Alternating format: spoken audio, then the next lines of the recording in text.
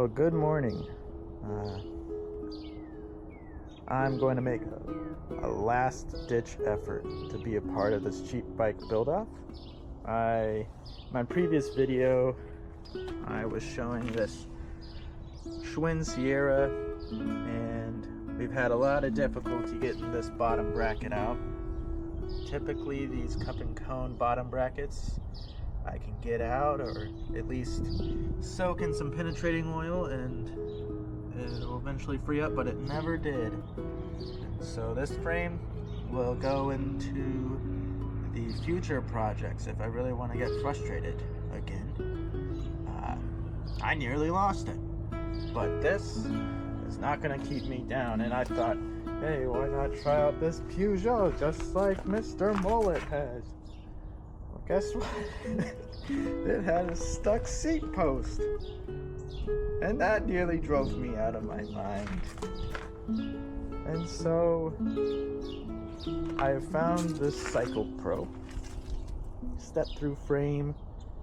I think it might be too small for me, but at this point I'm okay with just selling this build when I'm finished. I'm thinking still that I'd build it as a winter commuter that can sit in a garage and folks don't have to worry about it getting destroyed. So we're gonna put some fenders on it. We're gonna put some winter tires. We're gonna keep the original drivetrain. Might switch out the handlebars. I really like this stem, but the handlebars are a little narrow and not really what I'm looking for. The seat is, in fact, ribbed for my pleasure, but not really what I'm needing right now. What else are we gonna add? I don't know. I think we just gotta pull it apart and make sure it actually comes apart. All right, we've got the bike up in the stand. I don't have the best lighting in my garage, but we're gonna work with it. So, I think similar to the last video that I put up about the bike build-off, the cheap bike build-off, as a reminder, this is a challenge of spending at most $175 and building a bike that, you know, potentially you're gonna ride a bunch, be proud about, or, you know, you can sell it. But, you know, bikes don't have to be some $3,000 carbon frame ridiculous thing. They can be something that you like. They don't have to be something that other people like. So, what we're gonna do, I spent $60 on this bike. It's like a 1980s steel. You know, at the time it would have been considered a women's mountain bike, but I'm calling it, or like an all-terrain city bike. I'm calling this my version of a Velo Orange step through, and that's what I'm calling it. You can call it whatever you want. I've got some studded bike tires. By the time that I'm posting this video, there's potentially another snowstorm coming, maybe one more for the year, and so they'll get used. These I'm valuing at $20 just because they're used, and that's how much I would pay for them. And then everything else I'm kind of basing off of what I would spend at my local bike co-op. They don't charge much for parts, but in my town, the local bike co-op is basically useless other than finding like a small bin of parts, and they charge either $5 or $10 for everything depending on size. And so I'm not really planning to replace much. I think that we'll clean up everything, but we're gonna do like new cables and housing, new seat, new handlebars, replace the tires. I'm gonna put some fenders on it. I have a basket that I got at a bike shop that was closing. And then the coolest part of all of it is this basket cover. And it says in fancy letters, fantasy. And this isn't my fantasy to build this bike, but it could be your fantasy. It could be all of our fantasies.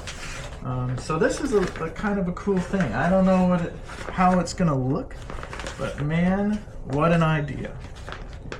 And then we also have a little sunlight front rack that will hold the basket. This old Celia turbo saddle. It's going to replace the fine ribbed saddle. And what else do we got? What else? We got fenders. I think I already mentioned that. From my Schwinn Sierra that has the seized bottom bracket, I have these bull moose handlebars, and I think that would be that big style factor maybe that brings this bike all around to being cool. So other than that, I think I just got to start working on it, because I am at the last couple days of February and the due date is upon me. So let's tear this thing down, and I might take a video while I'm doing it, but maybe not. I might just show you when I'm done. And future YouTube videos might be better. I don't know. Alrighty, so we've got this thing kind of pulled apart. Once again, this is the Cycle Pro Arroyo. Just means like stream, or, you know, small river, tributary, something smooth. Well, it's been pretty nice. I got the bottom bracket out of there. It is clean, it looks nice. I could eat off of it. I put this other fender on. It's looking good. I think it'll work. I don't know if it's going to clear the tires that I've got. Something I'm trying to do with this bike is not make a huge mess.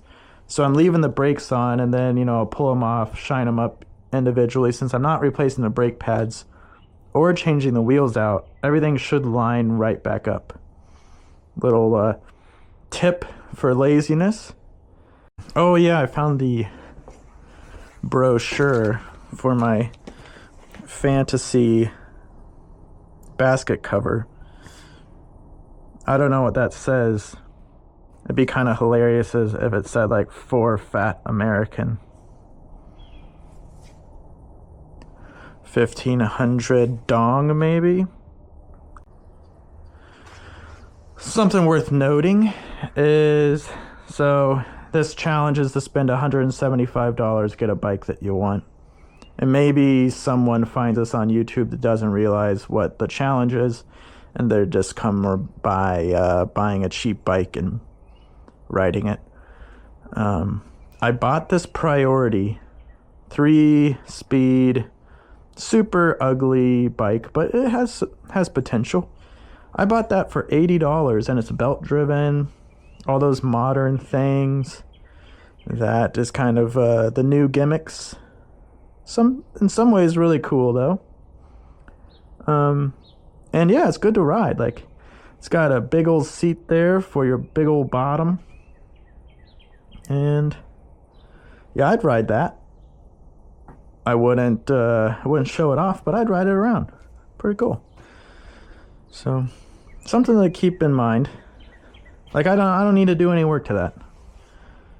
I don't need to do anything at all, and it's good to go. Whereas this Arroyo, man, I really didn't need to do any work to it either, but I'm stripping it apart because that is the love of the game. Alright folks, it's all done.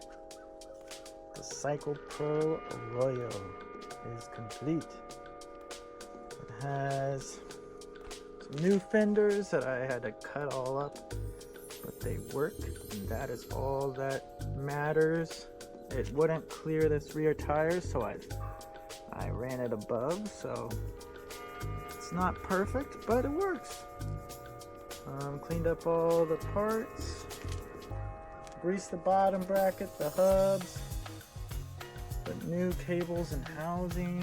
I really like how that runs through here. Got some new handlebars. I used, this isn't new bombs, but it is a old 80s cotton bar tape that I got from a closing bike shop, so I saved some money there. Some twine I just found in the house, so saved some money there. All original components, didn't even replace the brake pads. I did throw on the sunlight rack and a walled basket. Both also came from the closing bike shop. And this is an old turbo saddle that I saved off of a bike that I got, and it is quite sweet. And nice little addition is this light on the back. It's a skull.